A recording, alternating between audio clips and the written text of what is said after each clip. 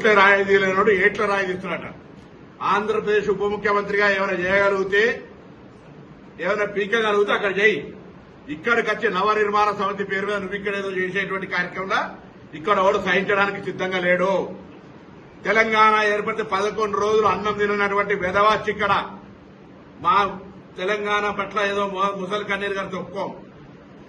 వాస్తవంగా పవన్ కళ్యాణ్ నటుడు. అది విలన్ వేషమైనా, గుండా వేషమైనా, హీరో వేషమైనా, రౌడీజమైనా, ప్రేమించే విషయమైనా, ఎంతమందిని నిజ జీవితమా సినిమా జీవితమా ఎన్ని చేసినా దట్ ఈజ్ యువర్ ఇండివిజువల్.